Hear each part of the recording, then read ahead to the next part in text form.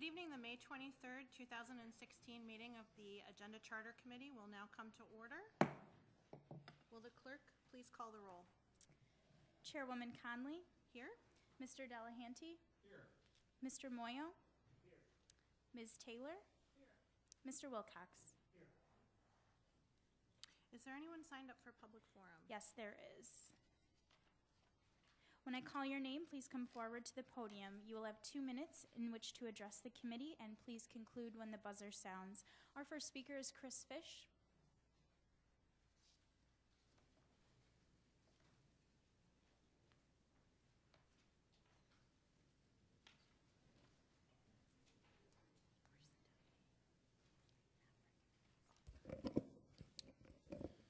Good afternoon. Thank you, esteemed members of the County Legislator's Office. Thank you for allotting time for members of the County Fire Service leadership to speak to you on the proposed sprinkler legislation. My name is Chris Fish, and I am the chair of the County Fire Advisory Board. This board was organized by this county legislator to provide this body with advice and counsel regarding fire service-related matters that affect this county's well-being. The Fire Advisory Board proactively reviewed the state law when it was enacted in 2015 and sent this esteemed body a position statement dated June 24, 2015, recommending that the county not seek to legalize the sale of sparkler devices. Our board further met again on May 16th of this year, and by unanimous consent is reaffirming our recommendation not to support this proposed legislation, as we feel strongly that this is not in the best interest of public safety and first responder safety.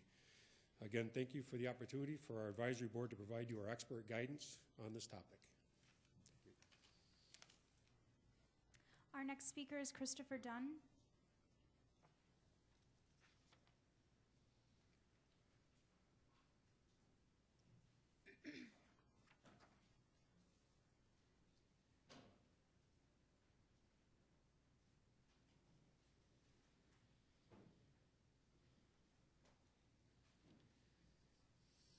Good evening. My name is Christopher Dunne, and I am the president of the Monroe County Volunteer Firemen's Association, which represents more than 2,000 volunteer firefighters throughout Monroe County. Today I come before you as the voice of the volunteer firefighters to officially go on record to recommend that the county legislature should not enact a local law pursuant to Section 405 of the Penal Law of New York, allowing legalization of sparklers and sparkling devices in Monroe County.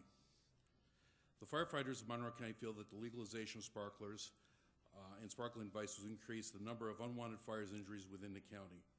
Other than injuries that can be inflicted upon people using sparklers, of which in 2013 accounted for over 3,500 sparkler injuries, many of those under 18, and there was concerns regarding property fire loss potentials. Over the years, building construction materials have changed, and the fire service is seeing structure fires starting more easily and spreading much faster than the older construction. Due to these easily combustible materials, the use of sparklers and sparkling devices can cause unwanted fires that can spread rapidly, since sparklers can burn at over 2,000 degrees Fahrenheit. Another factor that we see is increased use of oxygen therapy devices and CPAP units in homes, and with sparkling devices, the oxygen and units and sparklers just don't mix.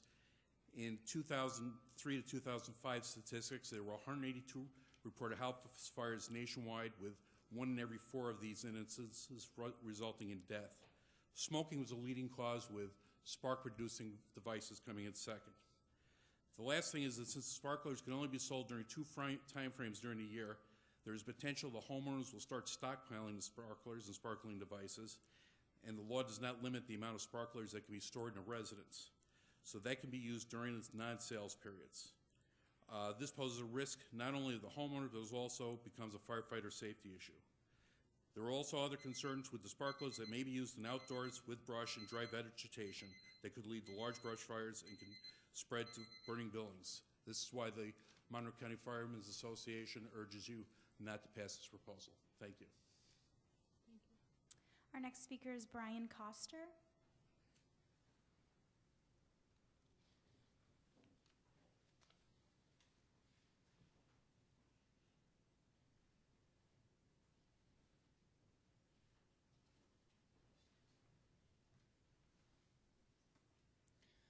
Good evening, everyone. My name is Brian Koster, and I am president of the Monroe County Monroe County Fire Chiefs Association, representing all 38 departments in Monroe County and the Rochester Fire Department. Every year in October, we celebrate Fire Prevention Week. We celebrate this week in an effort to educate people, young people, children in schools, and adults and members of the community of the hazards that are placed upon them every year. We look upon this week to bring about change and bring about the information to them concerning fire safety, fire prevention, and all its and all the other amenities that go along with that. One of the items that we obviously touch on are the sparklers. This incident, the injuries that it causes, the damage that it inflicts upon families, we talk about that to the children, and we try to invoke them to understand it and understand the ramifications of this. During Fire Prevention Week, we, members of the community, also put out information in area malls and also at open houses of many fire departments throughout the county. The crux of this information is fire prevention, is fire safety. With the passage of this legislation, this would be absolutely just burdensome to our information that we put out there in our educational process, and it would be a negative impact upon the children and the people of the county. Thank you. Thank you. Our next speaker is Tom Link.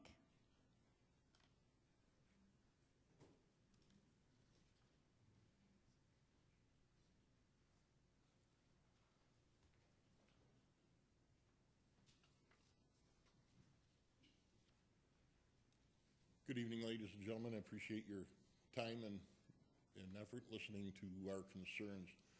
I'm the president of Monroe County Fire District Officers. Our concern is twofold. Again, going back to the fire prevention aspect, our children are taught from a very young age it's not okay to play with fire.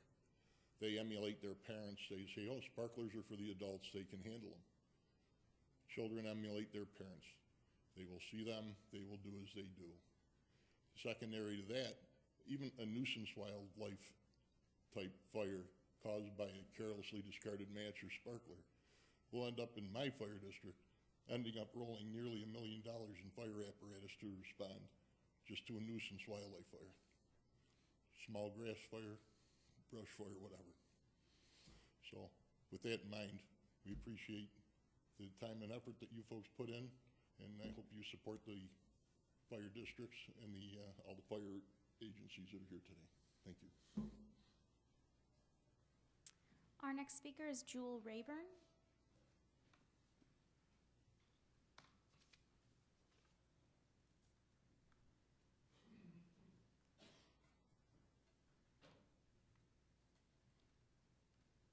Good afternoon. My name is Julian Rayburn. I'm president of the Monroe County Fire Marshals and Inspectors Association, representing over 130 code enforcement professionals from the Monroe County region.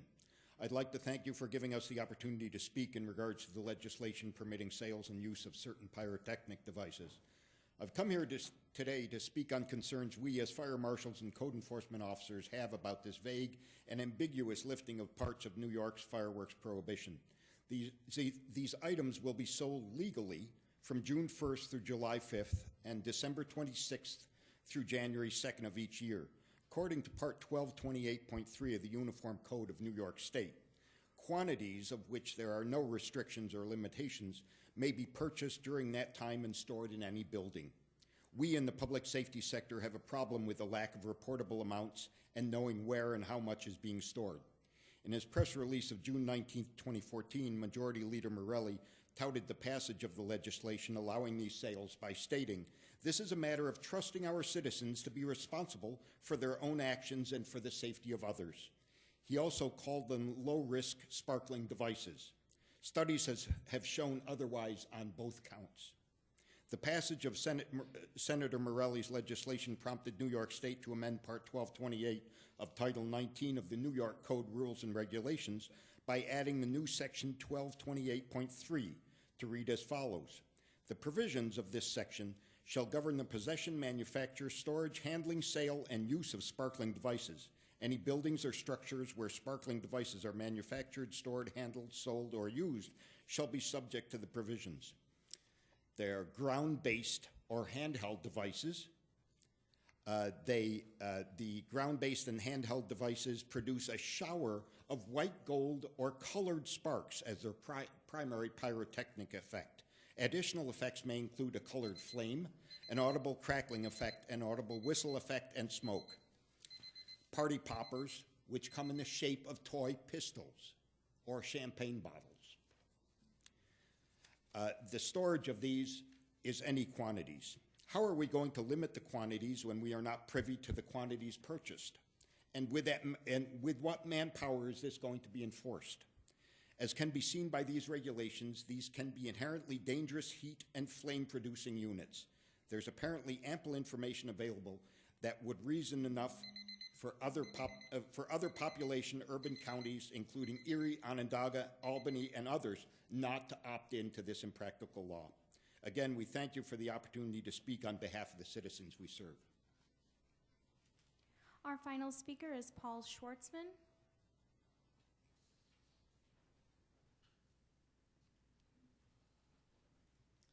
Good evening. I was told a little 3 to 3.5 minutes, so I'll speak as fast as I can. Good evening. My name is Paul Schwartzman, and I'm the Executive Director of the Finger Lakes Regional Burn Association. Our primary mission is to support burn survivors from youth to adult.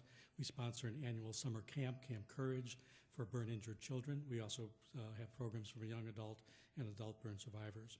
We are uniquely involved in the treatment and especially the recovery of a burn injury, and we have a unique understanding of how severe the physical and emotional trauma is to the individual and the family. We strongly believe that the legislation of sparklers is a bad idea. What is perceived as a few moments of fun can result in a lifetime of consequences. Recently, I was made aware of a 3-year-old girl treated at a burn center who was handed a sparkler. The sparks landed on her dress and ignited, causing 2nd and 3rd degree burns to over 60% of her body. This required an extended hospital stay and will continue to require ongoing treatment for years to come. You can imagine how traumatizing this is to this child and their family. This is not a unique story. Every year, thousands of individuals are injured by fireworks and treated in emergency rooms and burn centers. Sparklers typically burn at 1,500 degrees and are very difficult to extinguish once ignited. In 2014, the United States Consumer Product Safety Commission did a focused study of firework injuries for 1 month from June 20 to July 20. In that time, they documented more than 11,000 injuries attributed to fireworks. 20% or 1,500 of those were specifically from sparklers. Most of these injuries were the young boys under the age of 15, with the majority under 9. The majority of these injuries resulted in 2nd or 3rd degree thermal burns to the hands and fingers. Other injuries were to arms, face, and eyes. Dr. Derek Bell is the medical director at the Kessler Burn Center. He observes an increase in children treated in the burn center for similar injuries to the hands and fingers from sparklers. The average stage for these children locally was 1 week with an average inpatient cost of $20,000. It should be noted that this is a small body percentage injury. When the injury exceeds 40% total body, such as the little girl I mentioned, we're talking a cost of $382,000. As a direct service provider working with these children and families, I can tell you that the consequences of a burn injury are profound and continue through the lifespan.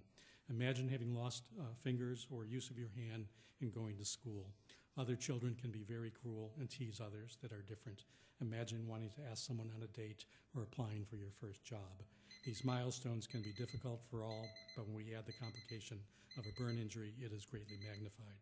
We have the opportunity to prevent this before it happens by making the responsible decision to not put these in the hands of children and not legalizing sparklers. Thank you for your attention and consideration.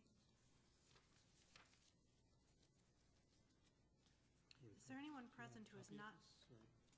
I'm sorry. Thank you. Is there anyone present who is not signed up to speak but who would like to address the committee at this time? Okay, seeing none, we'll move on to approval of minutes, the next item, agenda item. The next item on the agenda is the approval of minutes. You have the April 25th, 2016 minutes before you. They will stand approved unless the clerk is notified of any changes by the end of business today. Let's move on to new business. The next item on the agenda, Madam Clerk.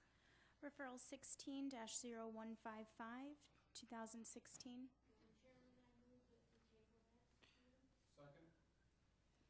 Moved by Legislator Taylor, seconded by Legislator Delahanty. There's a motion to table the work program. I believe that motion is out of order, Legislator Taylor. I believe the motion needs to be moved and seconded before it can be moved to be tabled. So entertain at this time a motion to move the agenda item. Moved by Legislator Taylor, seconded by Legislator Delahanty. We are joined this evening by Vice President Joe Carbone, who is here at the request of President Anthony Daniele to speak on this agenda item. Vice President Carbone, would you like to speak on this agenda item? Thank you, Madam Chairwoman. President Daniele asked me to present his 2016 work plan to the Legislature tonight. This plan was created to establish the Legislature's general goals to the community. Much time and thought went into creating this plan, and it shows in the final product. It is important to recognize that this document is not an instruction manual which tells us how to run government. It is a picture on the front of the puzzle which tells us what the end product should look like. The 2016 plan is different from years past, as this body is different from years past. 2 new sections have been added to reflect new and fresh changes in the Legislature. Along with a focus on job creation, spending reductions, property tax stability, and public safety, the work plan includes an added focus on government transparency and modernization. The President feels that adding these two new sections will help to bring this legislative body closer to our ideal goals. Transparency in county government is paramount to public trust, and I know that it is close to all of my colleagues' hearts. We are looking forward to a new focus in this area, especially through supporting the creation and implementation of the county's Office of Public Integrity. I'm also excited to support the modernization of the Legislature section of this work plan, which will allow for a more open, transparent government and will also allow legislators, along with members of the public, to access referrals and other important documents in a streamlined digital way. This work plan is the culmination of many hours of careful planning and writing to reflect the broad needs of our community's residents. As this document will help guide our path for the next several years, as we have done in the past, I would request that this committee table the work plan until next month. This should give the committee time to make suggestions. Additionally, since I'm not yet an expert, it will give this committee the opportunity to discuss edits with the President himself. Thank you, Madam Chair. Thank you, Mr. Legislator Carbone. Legislator Taylor, at this time, I will now entertain your motion to table. Is there a second? Second. Thank you. All those in favor signify by saying aye. Aye. Any opposition? Motion carries. Next item on the agenda. Referral 16-0156. Moved by Legislator Delahanty, seconded by Legislator Taylor. At this time, we're going to engage in something rather unorthodox. We're going to have Jamie Slocum, the clerk of the Legislature, speak about this referral. She's doing so at the request of President Daniele.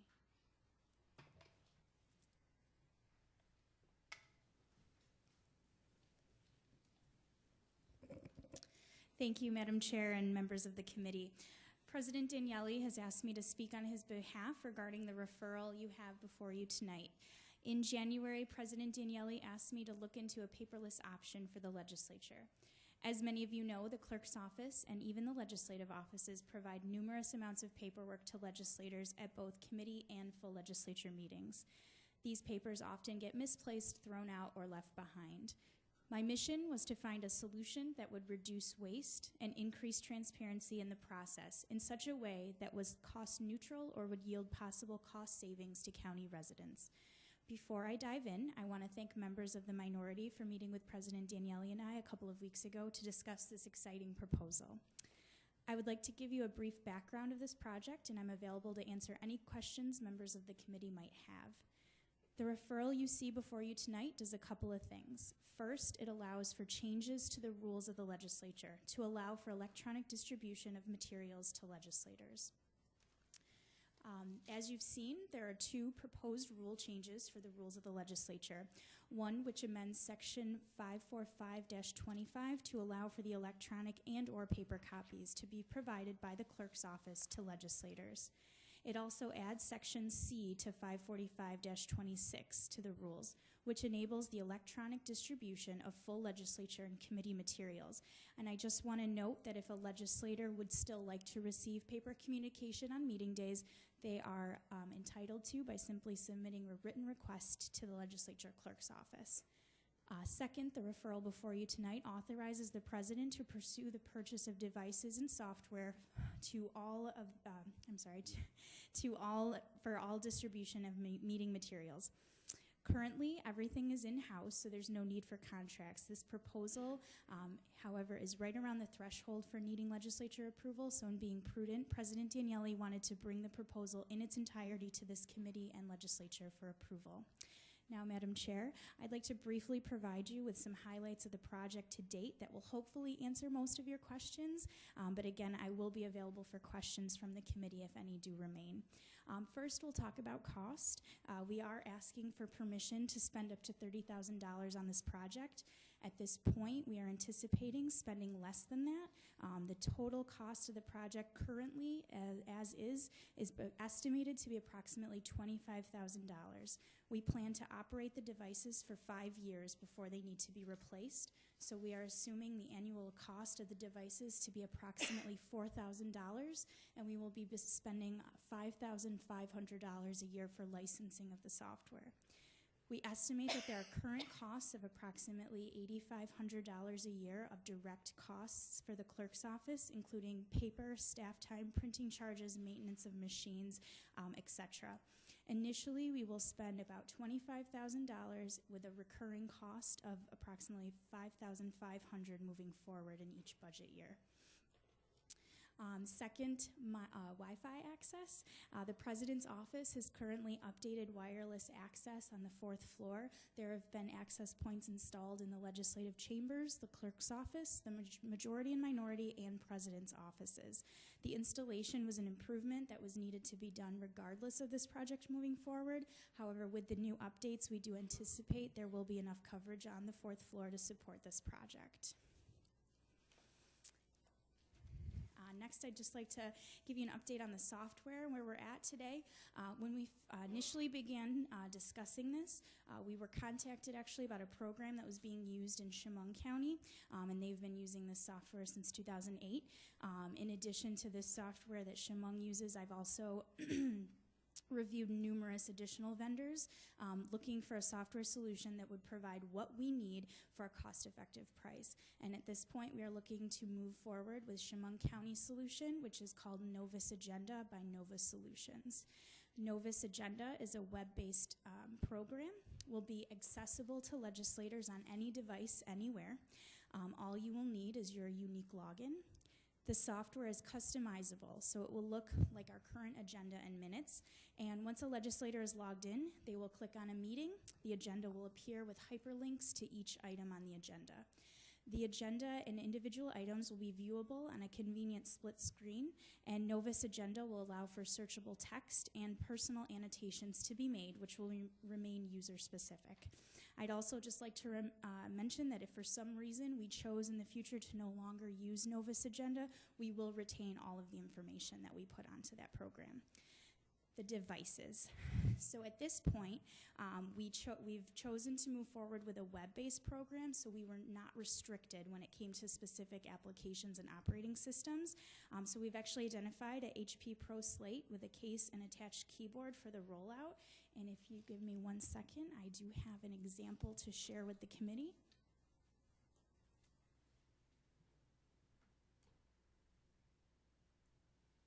So this is what the device would look like on each of your desks. There's a 12.3-inch screen, and it is an Android operating system. And if any committee members at a later point would like to view it, I'm happy to share that with them as well.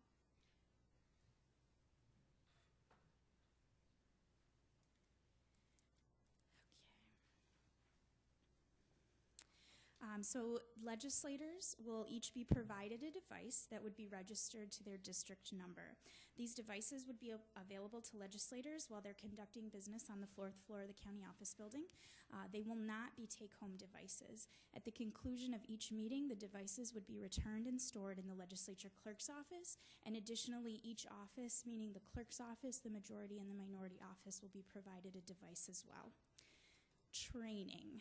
Training is going to be included in our purchase price. The vendor is willing to work with us. So I imagine sessions will be available in group settings, and we will make the times as convenient as possible to accommodate everyone's schedules. So now that we've talked about reducing waste and remaining cost neutral or producing even a cost savings, I'd like to talk a little bit about increasing transparency. Novus Agenda will create a portal for the public where they will be able to access and search meeting materials in a way they never have before. For example, if a member of the public was interested in looking for local laws that the county legislature has considered or is considering, they can type in local law, and any meetings in the portal with a local law would pop up and they could view them. The public will have access to information on this portal as soon as the legislators have the information, as the full meeting materials get published. I do urge you to check out the Chemung County Legislature's page and take a look at their public portal through Novus Agenda. It's very user-friendly, and I actually have it pulled up on the device. If anybody is interested later, I can check that out with you. Finally, Madam Chair, I'd like to address the timeline that we are moving forward with. It is our intention, if approved by the full legislature in June, that we move forward with a 90-day free trial that will roll into a year subscription following a successful trial. We anticipate moving forward rather quickly and performing a small-scale test electronically in July, with legislators being provided devices for the August legislature meeting in addition to paper packets. If all goes well, President Daniele anticipates September being the first paperless run meeting. Also, if any legislators are interested in participating in a demo of the software ahead of time, please let me know, and I'll be happy to set that up for you. This concludes my presentation, Madam Chair. Thank you for the floor. President Daniele and I look forward to advancing this proposal, and if any members of the committee have any questions, I'm happy to do my best to answer them. Thank you. Thank you, Madam Clerk. Is there discussion on the motion?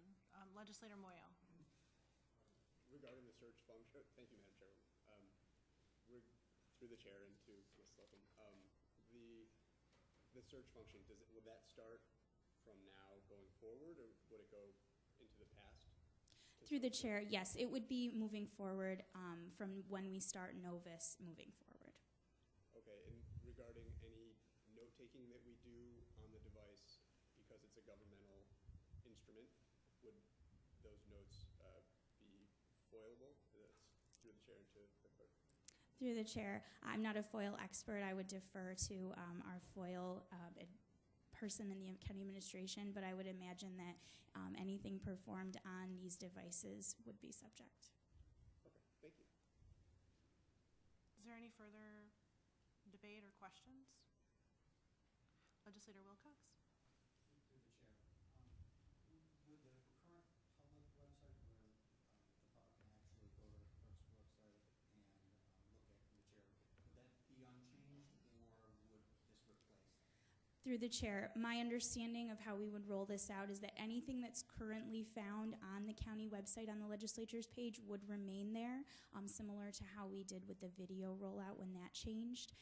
And then, yeah, moving forward, there would be the portal opportunity with a date. So, for example, if we started in September, it would say for information on the legislature from September 2016 to present, click here, something like that. Thank you. Is there any other question or debate? Okay. We'll move to a vote. All those in favor signify by saying aye. Aye. Any opposed? Motion carries. I'm going to give the clerk just a minute. Okay. Thank you. Next item on the agenda, Madam Clerk. Referral 16-0157. Moved by Legislator Taylor, seconded by Legislator Delahanty. Is Is there any discussion on this agenda item? Yes, at this time, again, at the request of President Daniele, the legislature clerk, Ms. Slocum, would like to address the committee.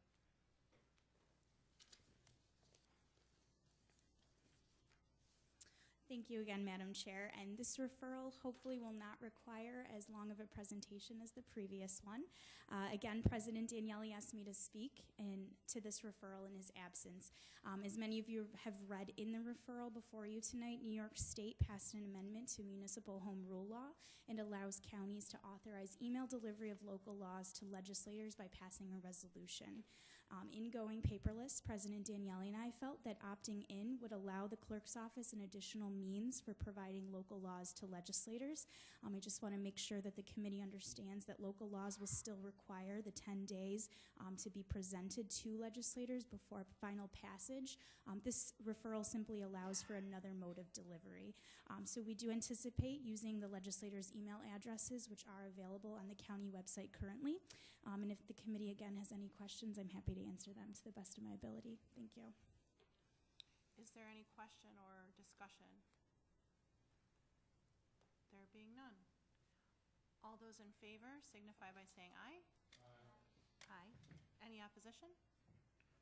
Item carries. Next item on the agenda. Referral 16-0163, a local law to permit the restricted sale of certain sparkling devices.